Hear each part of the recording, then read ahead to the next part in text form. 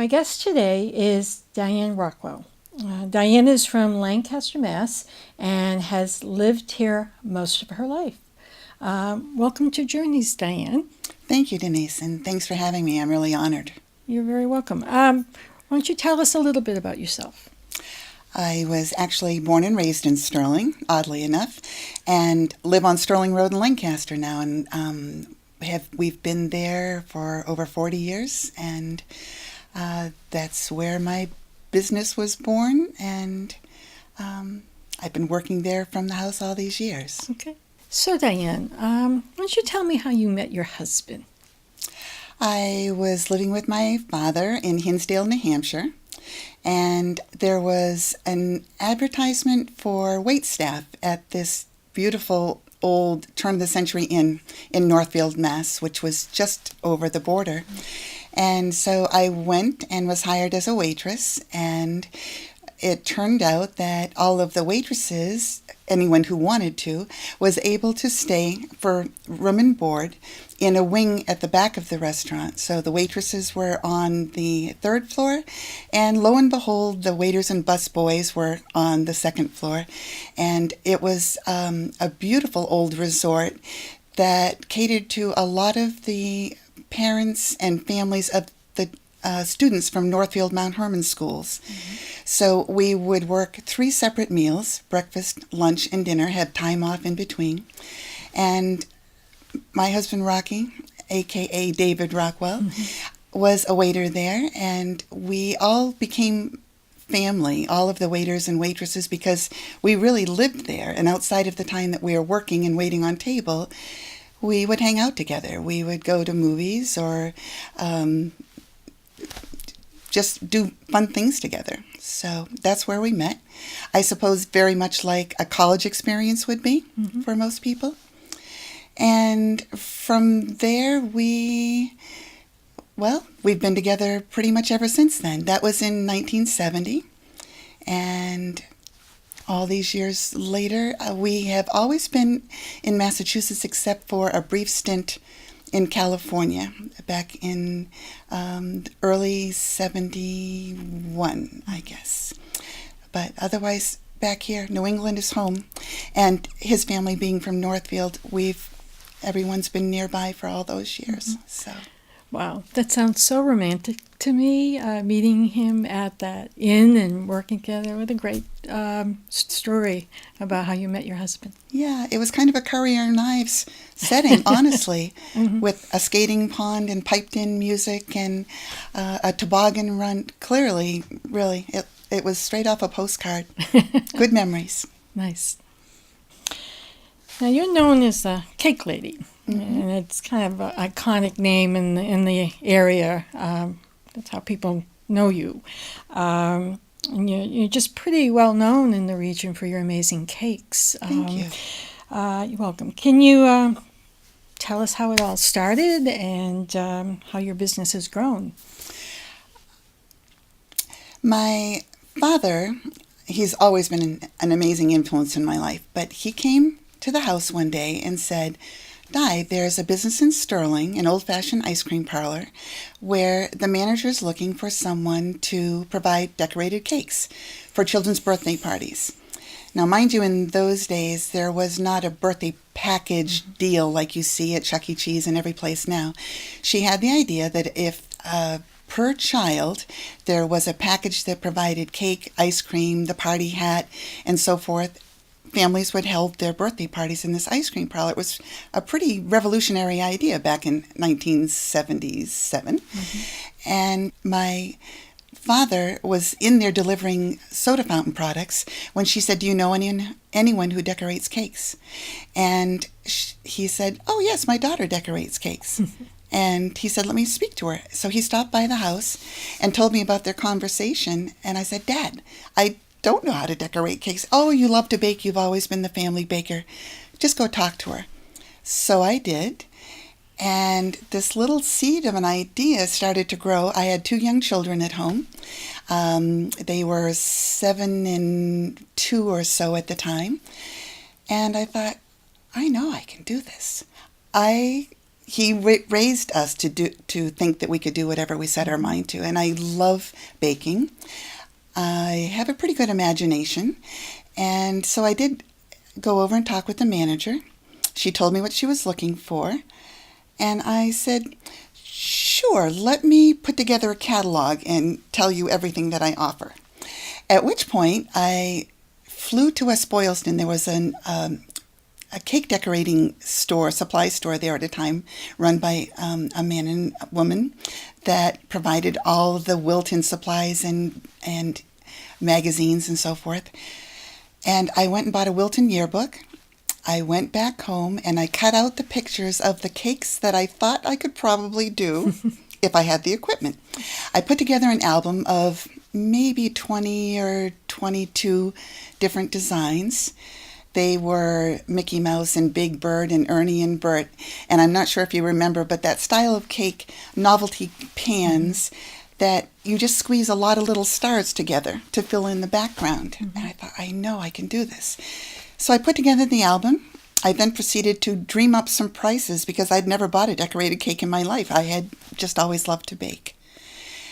I thought, what would somebody really pay for something like this? And I just pulled a number out of the air, put little stickers on the album of what each one would cost. And then I went back and showed her my album, and she proceeded to choose 3 of them to go into the display case: a Holly Hobby cake, a stand-up teddy bear, and I believe it was a Mickey Mouse. And I guess I was in business then. I flew back to that store and bought the cake pans, pulled out the little inserts that told you how to do it, and I was in the kitchen trying to figure this out, knowing that I could do it. But I do remember hollering at anybody that even came close to the kitchen door, like, on that first cake, the Holly Hobby cake, took me 9 hours.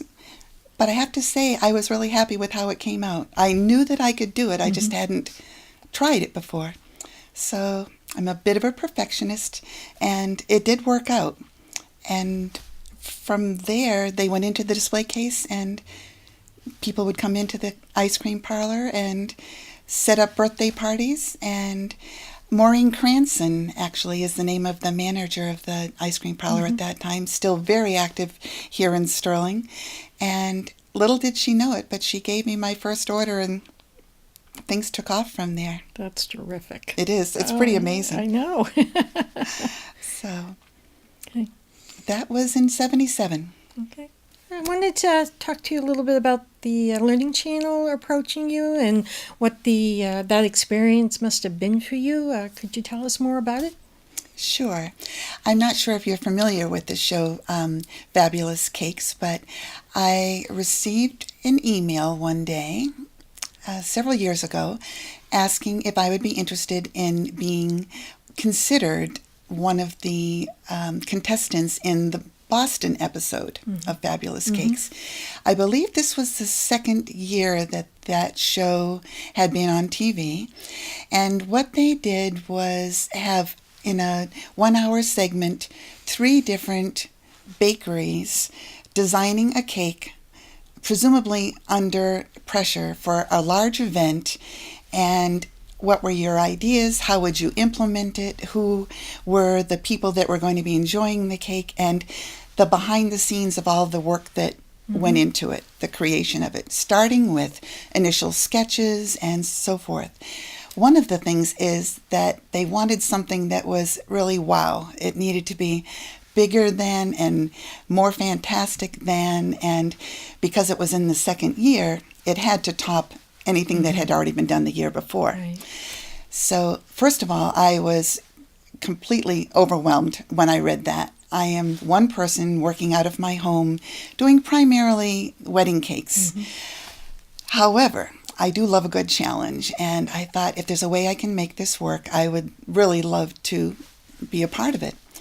So in talking with the people from the Learning Channel, I learned that we could have 3 people, and I asked if I could invite a couple of other cake designer friends who are extremely talented and gifted and imaginative, and I knew that they would be a wonderful addition and that the three of us would work together well. They said that would be fine. I approached these two friends, and they were really excited about it as well. We met, we sketched out a design, and it was to be a dragon and on a castle. Mm-hmm. So I presented the idea to them, and TLC wanted it to be a little more wow. Could I make it bigger? Could it do something? There was very much an excitement to the show that in order for viewers to tune in, it had to be something they hadn't seen before, and there also needed to be a little bit of drama. And I have to say that in that show, there was always a team that seemed to be kind of, can we do it? I hope this works, so forth.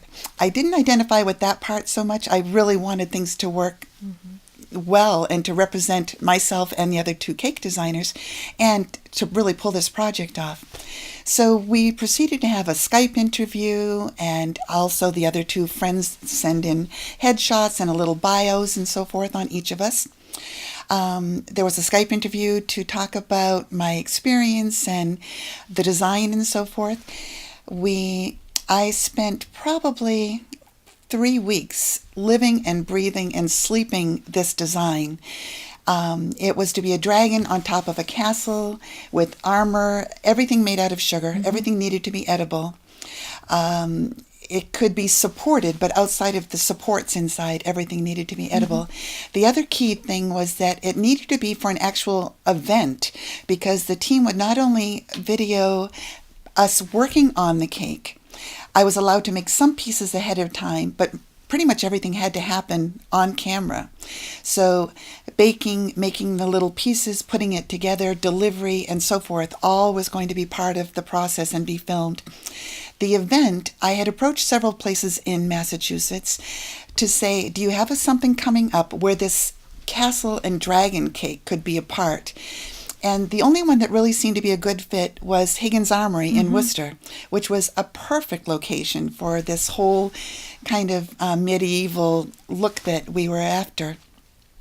They had a Boy Scout event coming up where I don't know if it was a sleepover, but a lot of boys would be there for this event, and I knew that not only would it be a wow factor for them, because who doesn't love dragons and castles and so forth, but they would really love just cutting into the cake and wow, is that real, and the whole thing. Mm-hmm.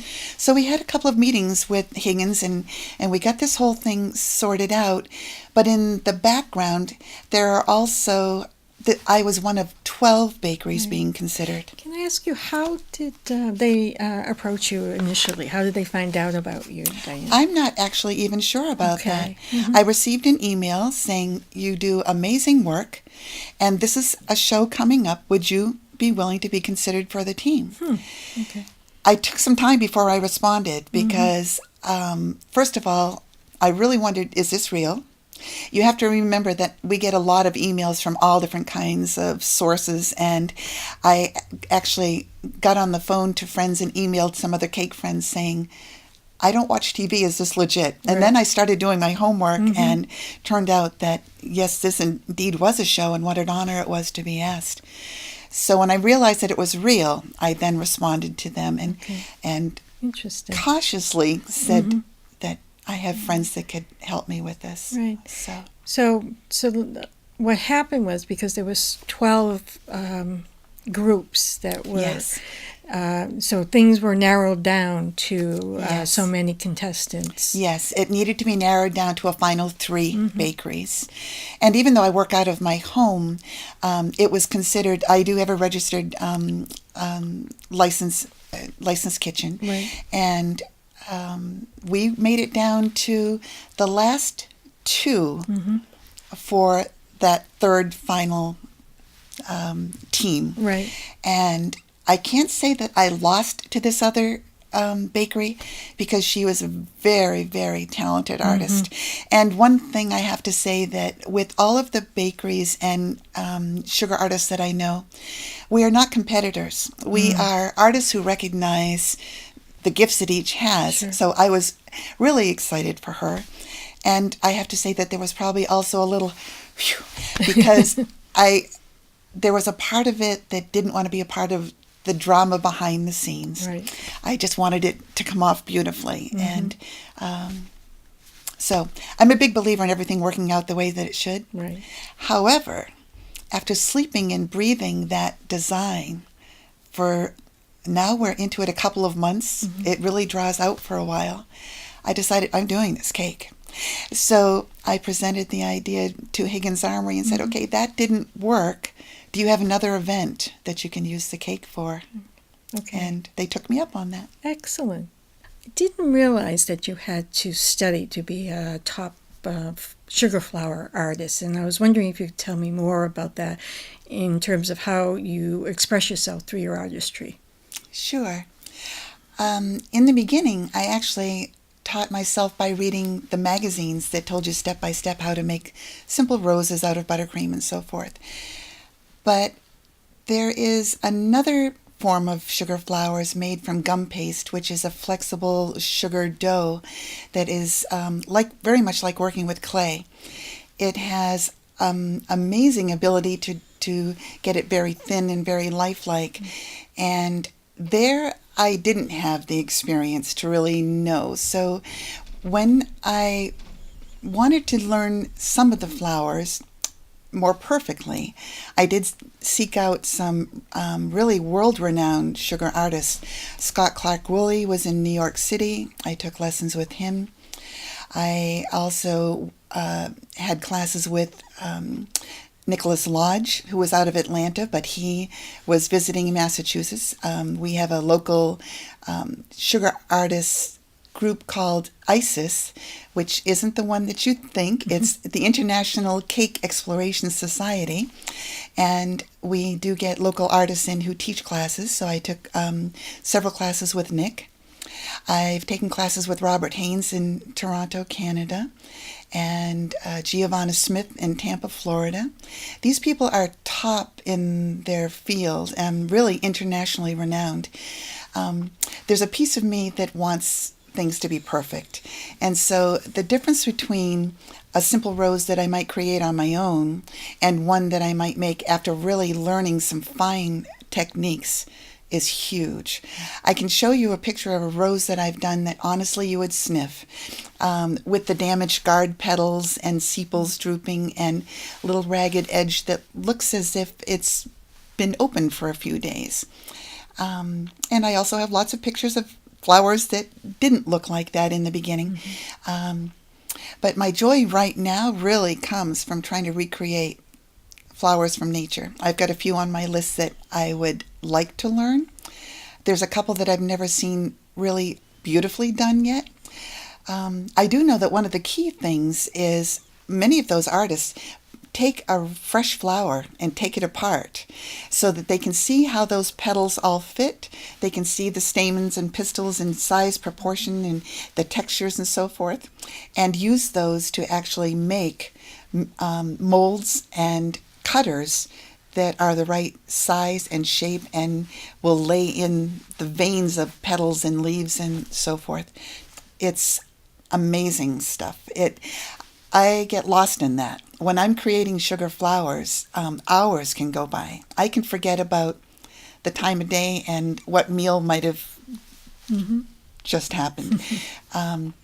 To be able to make a flower that looks so realistic and to get the texture and the colors, and you get to play with colors, like when we're kids and a new box of crayons. I've got 3 huge assortments of pastel shades in every hue, because no flower is just one color. There is always a darkened edge or a light near the center or something. So it really lights me up. That's what I really love to do. And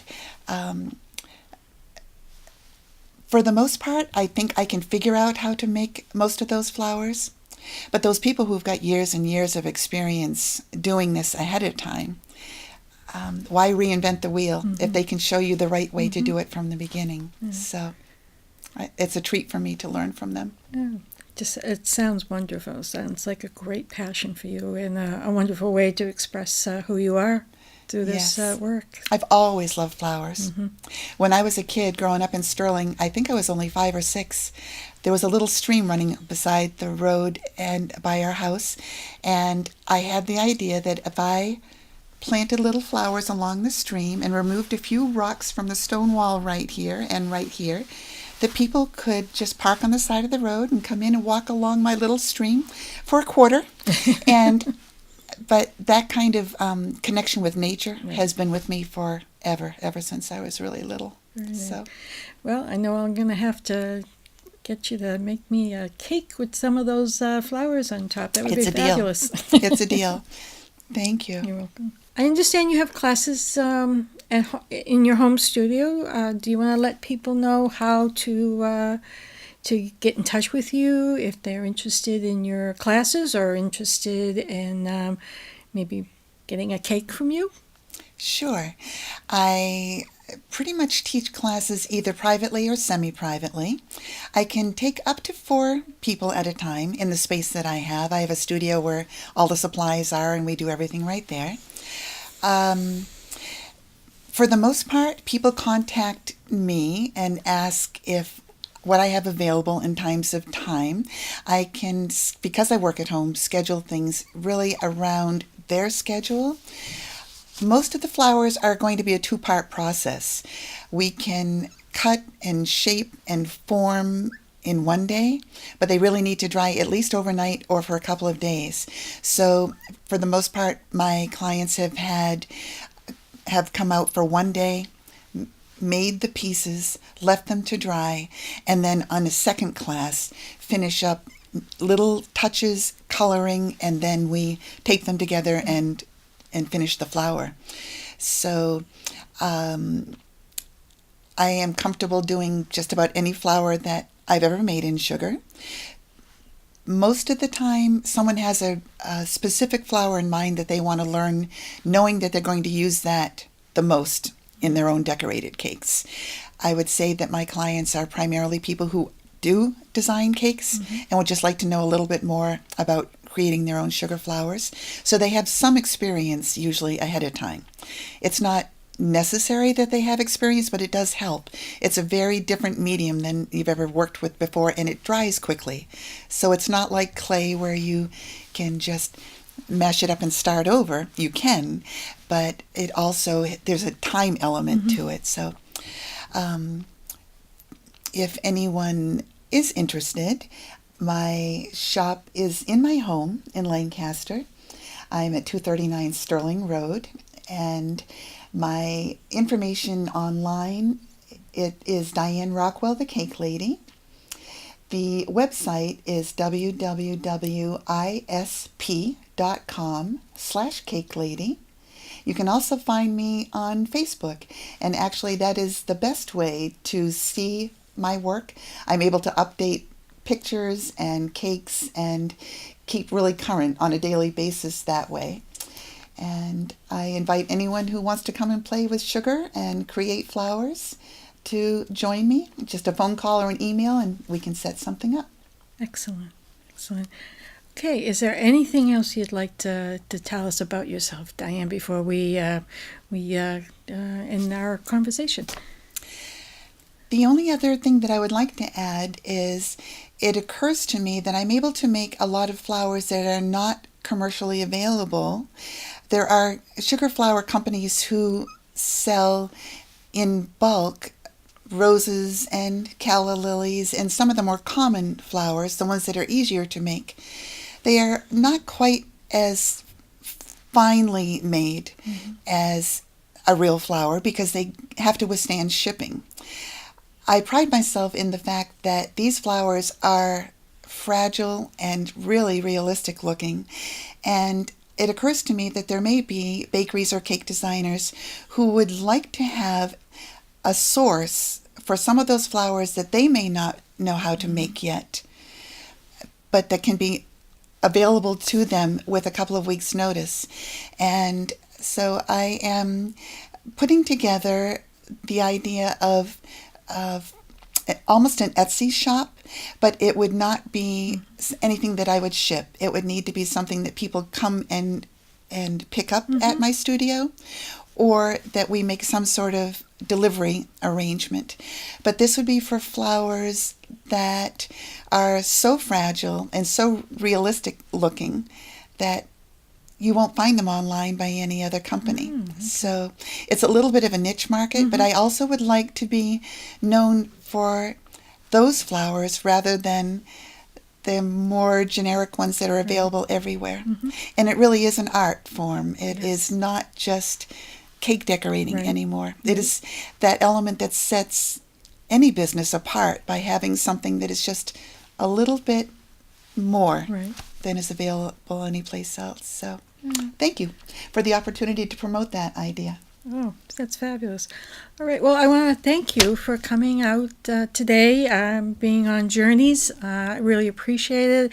It's an amazing story, success story for you, Diane. And so thank you so very much for coming out. Thank you very much. It's been a pleasure, Denise, an honor, really. Thank you. You're welcome.